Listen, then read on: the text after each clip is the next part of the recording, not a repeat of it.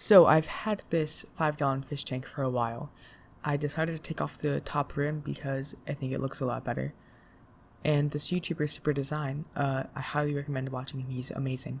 He recreated the Marineland 3 and 5 filter systems basically out of corrugated plastic and put them in this 5-gallon tank. So what I did was I was gonna do this for my 5-gallon. So I basically am gonna recreate what he did. However, my 5-gallon tank has a crack in the silicone.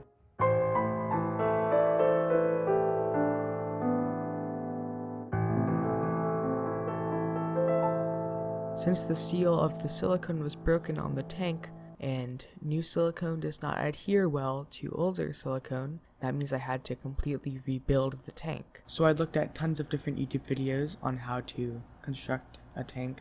I ended up using a lot of Super Design's videos where he uses old pieces of glass and then builds a new tank from the cut pieces of glass. I basically used that as my guide. Links to the most helpful videos from Super Design on this subject, as well as the best video I've found on how to remove rims from a fish tank, will be in the description below. For this project, I used Marineland silicone because I did not need 13 ounces. It is the same price for like 3 ounces of Marineland silicone to 12 ounces of GE Silicone 1. Now the reason people use GE Silicone 1 is that it does not have any mold inhibitors, which means it will not hurt anything in your fish tank. I would say if you are going to build a tank, I highly recommend buying a tube of GE Silicone 1. If you are worried about GE Silicone being safe, I will put a link in the description to a YouTube video in which I dive pretty deep into the safety of GE Silicone 1 in fish tanks. If I were to do this again, I definitely would have made the bead of silicone on the back of the baffles be a lot thicker so I could actually get a real seal and stop water from getting in between those. The bottom of the front plate was slightly cut wrong. It wasn't exactly straight, so I had used a lot of extra silicone on the bottom every time I tried to do this. Alright, so we just got done siliconing everything. Not the best job, but again, it is like my first time ever doing silicone. So for that, I will say it's pretty good. However, I mean, there's a little problem here. Now we're just gonna go to a Petco or PetSmart, forgot which one. They actually sell a 5-gallon rimless tank. So we'll just get that. It's kind of sad. I did all that work and now it's just cracked. But it was fun to try.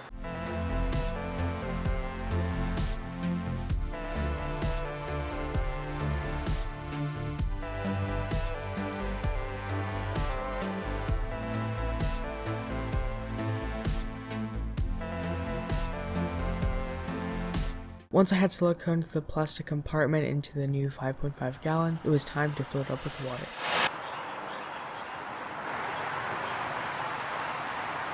Got a leak.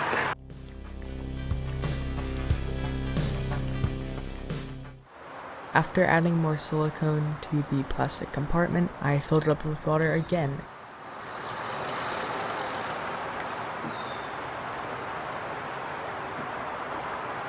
It's still leaking. Are you kidding me?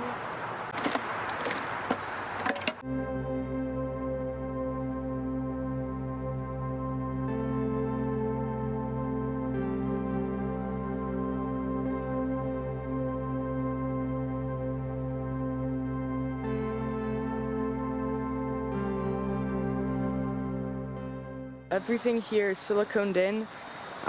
There's no leaking, which is what I've been trying to achieve 3 times now. I just have some tube here. Go into this edge here and make a incision, and the tube can go through there. It'll shoot water out, and then that'll go down some rocks, and the water level will be slightly lower as I need to make that happen before I test farther. The water level has to be at the right level before I start cutting holes and everything. Here's the pump. It's shooting out water. We gotta find out where we want the water to go. Because right now it's completely draining the back because there's no intake.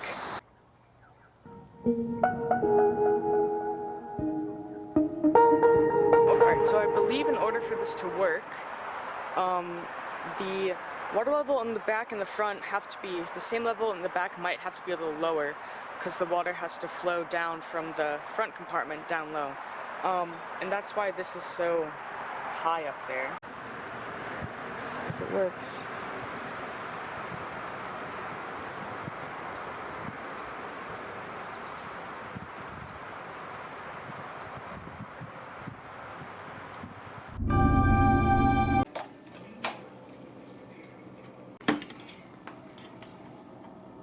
Here are the hardscape materials. We have Ogo stone and Malaysian driftwood. Our substrate is going to be Seachem fluorite red. Being a clay-based substrate, it does have a lot of clay particles when you rinse it off, and you should only rinse it off 1 or 2 times. Don't do it as much as I did. I did a lot more than is shown. I probably got rid of most of the nutrients because I did not know that you should not rinse it as much as you think. Even if you rinse it like 10 times, the coloration from the particles does not go away. So it's basically useless. You're just getting rid of nutrients. My biological Lego separators kept on getting rocks stuck in them, and that was very annoying. Now that we have the tank in its final resting place, we can start with removing excess silicone that I missed earlier. And take a look at my wonderful silicone job.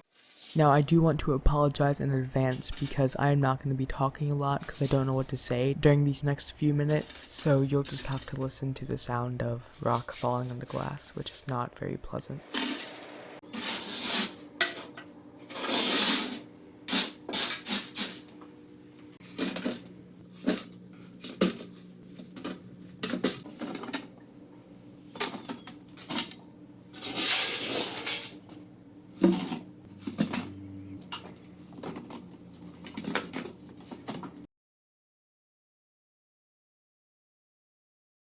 After all the substrate was in, it was time to make the hardscape.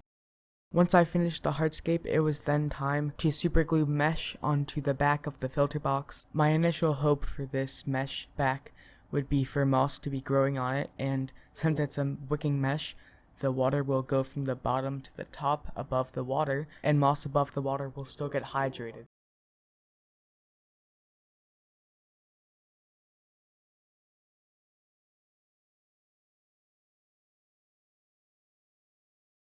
Then it was time to get all the different types of filter media into the filter box. I'm not going to talk about how I arranged it too much because I end up changing it later on. The first piece of media that I put into the filter box was some metalamat for particles, as well as serving as an additional space for beneficial bacteria to live on. Then I took some 100% polyfiber polyfill and I put it in a mesh bag that is going to take out some of the finer particles such as clay particles, as well as any sand particles that get up, or just any other finer debris that'll make the water cloudy. The polyfill bag can be removed after the water is clear. I run polyfill in all of my tanks and I haven't noticed any issues with it yet. It's very good at removing fine debris. For the bulk of my biological filtration, I am using Seachem Matrix.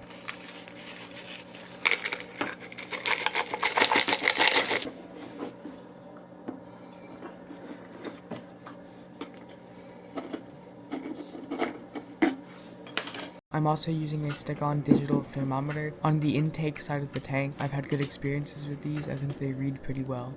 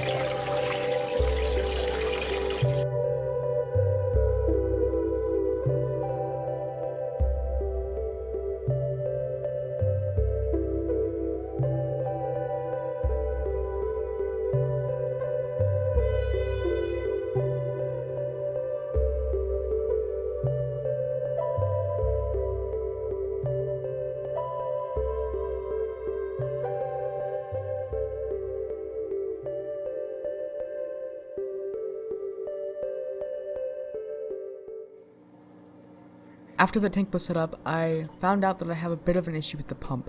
On the lowest setting, the pump is too strong, so the pump is displacing more water from the back filter box than is going into the filter box. So what I did was I made the opening on the filter intake a little larger, and I removed more of the filter floss.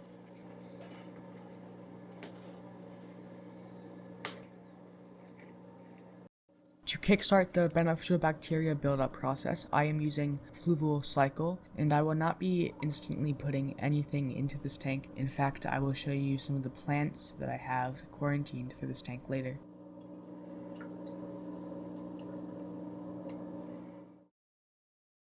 Down here is my quarantined fish tank. Inside there are Java ferns and terrestrial moss, which I am acclimating to underwater conditions currently. Everything in that tank will go into the 5-gallon. It also has a high population of snails and detritus worms, and those have spiked after the introduction of the terrestrial moss, probably because a lot of extra nutrients came in through little clumps of dirt. That is what's all over the bottom of the tank.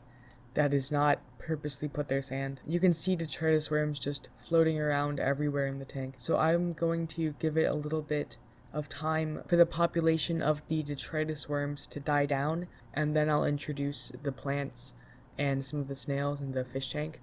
I don't know how well the snails will do, considering the 5-gallon is going to be a Blackwater setup. So I'll see if I can get Blackwater look and conditions and still have enough calcium for their shells. 3 days later, you can see that the water has darkened from the tannins, and I decided to add a section of pothos. Here is the tank 22 days later. There is no biofilm on top. The pothos has grown 2 more leaves. The tannins have completely overrun this tank. It's insane how hard it is to see the wood in the background. And the water has been insanely clear. Here's the quarantine tank. There are much less detritus worms than there were. I think we'll be ready very soon to put the ferns and the moss into the tank.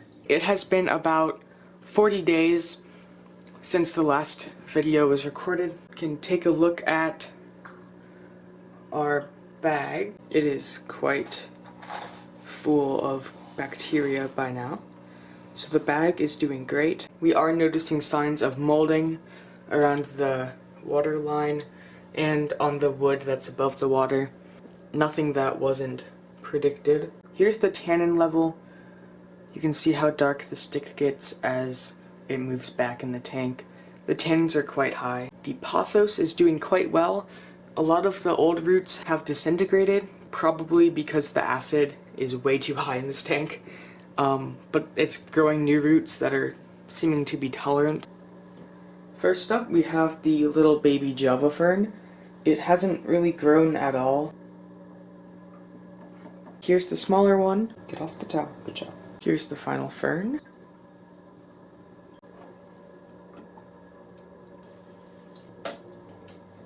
There's one of the big clumps. Remove any brown bits. That's a problem. A lot of older moss will turn brown. Alright, so here we've got a nice clump. So if you recall what the earlier plan was, it was to have a bunch of moss on the top edge here, next to the mesh. That way, water would be wicking. It looks like water wicks about a centimeter up of the mesh. So a lot less than I thought, but moss actually, it wicks for itself as well. So I think we can attach it over and around that area. Get another clump here. Let's put it right here. Up on that piece of wood there. Little immersed growth. And let's put it over here.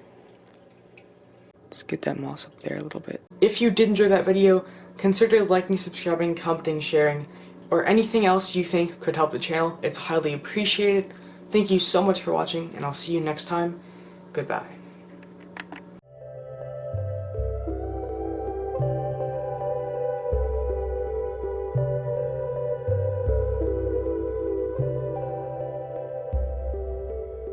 CWG does not pertain to anything other than my channel name in this context. CWG does not relate to any other acronym and should not be inferred as relating to any other acronym.